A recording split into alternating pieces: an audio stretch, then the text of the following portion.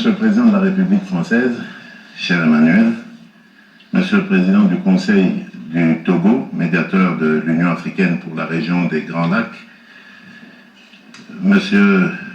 Mesdames et Messieurs les représentants des chefs d'État et de gouvernement, Mesdames et Messieurs les représentants des Nations Unies, de l'Union africaine, des organisations régionales, Mesdames et Messieurs les partenaires techniques et financiers, Mesdames et Messieurs, je voudrais, au nom du peuple congolais, saluer la tenue de cette conférence ici à Paris, aux côtés du Togo, médiateur mandaté par l'Union africaine pour la région des Grands Lacs, et en étroite coordination avec les États-Unis d'Amérique, le Qatar et l'Union africaine qui accompagnent les efforts de médiation et de désescalade. Votre présence est un acte politique, mais aussi et surtout un acte moral. Elle signifie que la souffrance humaine qui ravage l'Est de la République démocratique du Congo n'est pas ignorée. Elle signifie que la paix et la dignité des peuples des Grands Lacs engagent la communauté internationale tout entière. Car si nous sommes réunis aujourd'hui, c'est d'abord pour répondre à une triple urgence. L'urgence humanitaire, l'urgence sécuritaire et plus encore l'urgence de la paix. Mais notre responsabilité va au-delà de la gestion de l'immédiat. Il s'agit de jeter les bases d'une stabilité durable fondée sur 3 piliers indissociables. La protection des populations civiles, la recherche d'une paix juste et l'intégration économique régionale comme moteur d'une prospérité partagée, à la condition bien sûr qu'elle s'exerce dans un environnement apaisé, sans heurts et sans affrontements. Mesdames et Messieurs, depuis plus de 30 ans, l'Est de la République démocratique du Congo saigne d'une plaie qui n'a jamais été refermée. Ce n'est pas une crise passagère, c'est une tragédie qui a déplacé des millions de femmes, d'hommes et d'enfants, détruit des vies, brisé des familles, affaibli le tissu social et compromis l'avenir de toute une génération. La République démocratique du Congo fait aujourd'hui partie des pays les plus durement frappés par les déplacements internes, avec des millions de personnes contraintes de fuir les violences, notamment dans les provinces du Nord et du Sud Kivu. Naked people are totally zen, because less time wasted on claims admin means more time. Cette situation dramatique est aggravée par la dégradation des infrastructures, l'insuffisance des financements pour l'aide humanitaire et la recrudescence des maladies. Les besoins sont immenses et immédiats. Protection des civils, prise en charge psychosociale, accès aux soins de santé, continuité éducative, sécurité alimentaire, accès à l'eau potable et à l'assainissement. Les données sont accablantes. En 2024, 26 millions de personnes en République démocratique du Congo étaient en situation d'insécurité alimentaire aiguë et près d'un enfant sur 2 de moins de 5 ans souffrait de malnutrition chronique. À la 45e semaine épidémiologique de 2024, 445 zones de santé sur 519 avaient déjà rapporté des cas de choléra et ou de Mpox. Ces chiffres ne sont pas des abstractions statistiques. Ils décrivent une urgence humanitaire absolue. La crise humanitaire en République démocratique du Congo est liée directement à des actions militaires menées par le groupe armé AFC M23, soutenu sur les plans logistiques, financiers et opérationnels par le Rwanda en violation flagrante de la souveraineté nationale et de l'intégrité territoriale de mon pays. Cette réalité est aujourd'hui documentée et reconnue. et elle a été rappelée par la résolution 2773 du Conseil de sécurité des Nations Unies qui exige le retrait immédiat et inconditionnel de l'AFC M23 de toutes les zones qu'il occupe, y compris les centres urbains stratégiques, ainsi que le retrait des forces rwandaises du territoire congolais. Cette résolution n'est pas une opinion diplomatique. Elle est un impératif juridique et politique que chacun ici a le devoir de faire respecter. Mesdames et messieurs, depuis le début de cette année, les violences se sont intensifiées avec une brutalité rarement atteinte. Les offensives menées par le M23, l'AFC M23, dans des zones densément peuplées, ont provoqué des affrontements meurtriers et des déplacements massifs. Des villes entières ont été prises, des communautés déracinées, des quartiers vidés de leurs habitants. Les attaques ont visé des camps de déplacés, des hôpitaux, des écoles. Les violences sexuelles et les violences basées sur le genre sont utilisées comme armes de guerre. Des enfants sont recrutés de force. Des convois humanitaires sont pillés. Rien de tout cela n'est acceptable, rien de tout cela n'est défendable. Rien de tout cela ne peut devenir la normalité d'une région à laquelle on demanderait de s'habituer à l'horreur. Les chiffres parlent d'eux-mêmes et ils sont insoutenables.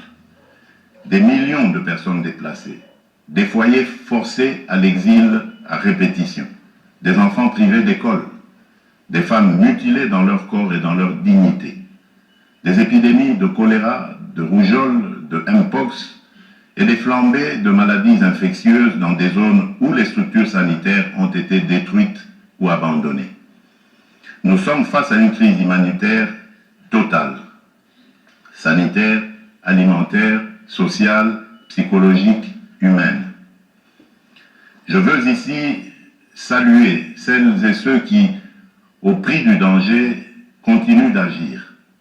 Les équipes médicales, les humanitaires, les agents des agences des Nations Unies, les ONG internationales, les ONG locales, les structures communautaires, la société civile, les associations de femmes. À toutes ces femmes et à tous ces hommes qui prennent des risques pour sauver des vies, je dis aujourd'hui, la République démocratique du Congo connaît votre courage et elle vous en est reconnaissante. Mesdames et messieurs, la première responsabilité de l'État congolais est et restera la protection de sa population. Nous assumons cette responsabilité.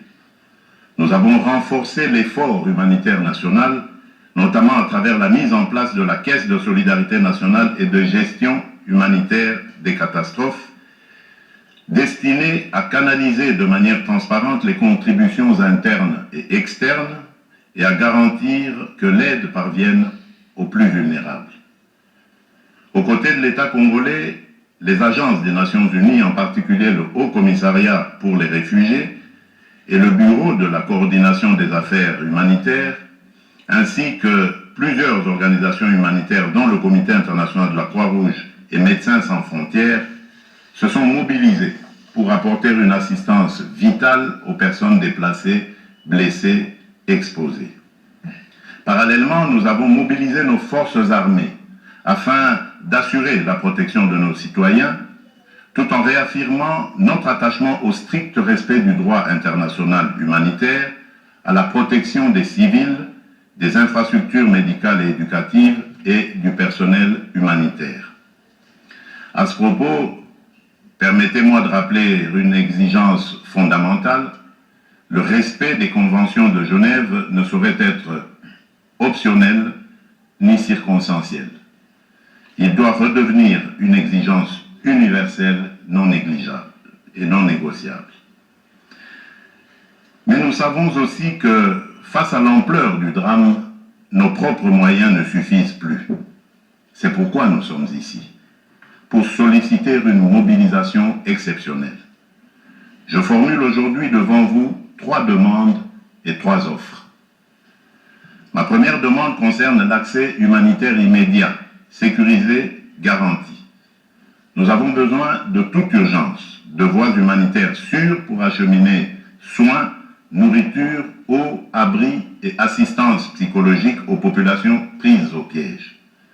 À ce titre, je propose l'établissement d'un corridor humanitaire aérien strictement encadré, permettant le transport des médicaments, des denrées essentielles et la rotation du personnel humanitaire, y compris vers les zones actuellement les plus exposées.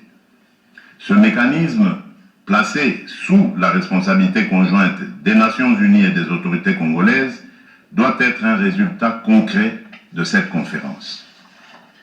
Ma deuxième demande est un plaidoyer pour un financement massif, rapide, traçable. Le plan de réponse humanitaire des Nations Unies pour l'année 2025 prévoyait une enveloppe de 2,24 milliards de dollars américains destinée à l'assistance vitale de plus de 20 millions de personnes en République démocratique du Congo, dans un contexte déjà marqué par la fragilité et les besoins chroniques, avant même la reprise des hostilités. Ce plan demeure sous-financé, et chaque jour sans financement, ce sont des vies perdues. Je demande donc un engagement financier additionnel, ciblé, prévisible, qui permette de traiter les besoins vitaux, santé d'urgence, sécurité alimentaire, abri pour les déplacés, protection des survivantes de violences sexuelles, accès à l'eau potable. Ce financement ne doit pas être vu comme une aide ponctuelle, mais comme un investissement pour empêcher l'effondrement humanitaire d'une région stratégique pour la paix du continent. Ma troisième demande touche à l'alignement politique.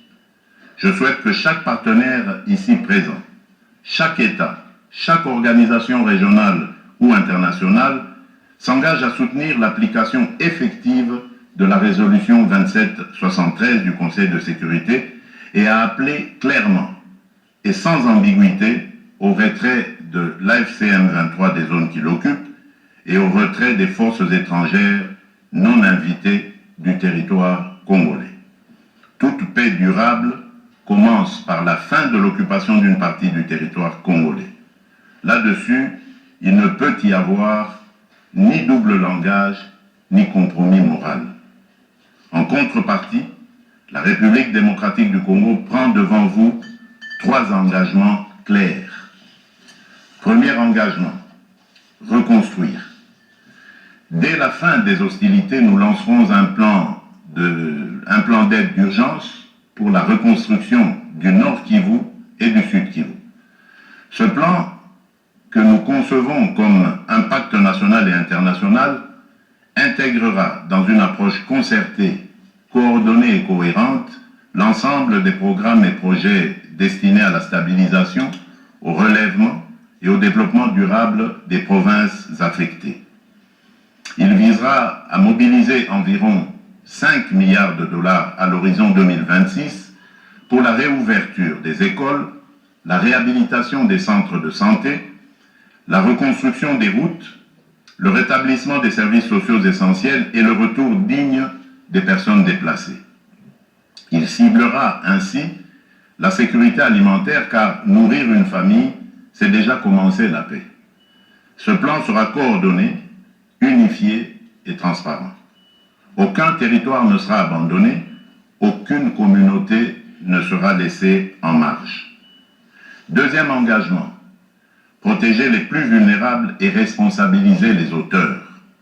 Nous allons renforcer notre cadre juridique relatif à la protection des déplacés et des victimes de catastrophes humanitaires, notamment par l'intégration en droit national de la Convention de Kampala de l'Union africaine et l'adoption d'un dispositif légal pérenne de financement de l'action humanitaire et de réduction des risques.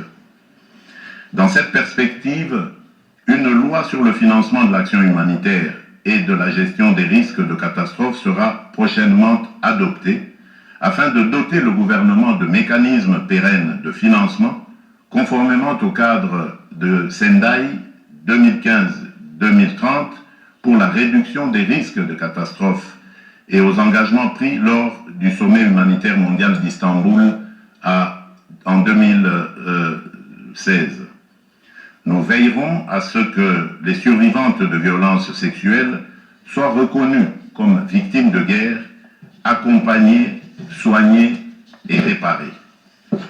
Je tiens à rappeler que la redevabilité constitue une exigence fondamentale de la paix durable. Les administrations parallèles instaurées par l'AFC M23, les violations graves des droits humains et les atteintes aux civils ne resteront pas impunies. Des poursuites seront engagées dans le respect du droit international contre tous ceux qui se rendent coupables de crimes à l'encontre du peuple congolais. Troisième engagement, transformer la crise en levier de stabilité régionale. Nous ne venons pas seulement demander de l'aide humanitaire, nous venons défendre une vision politique. La paix durable dans les Grands Lacs ne sera possible que si la région choisit l'intégration économique et la prospérité partagée plutôt que le pillage et la prédation. Let's go, darling.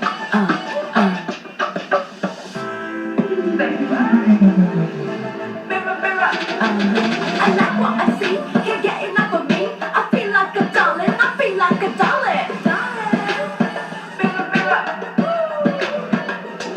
Darling Grace, wear the latest styles that make you feel like a darling.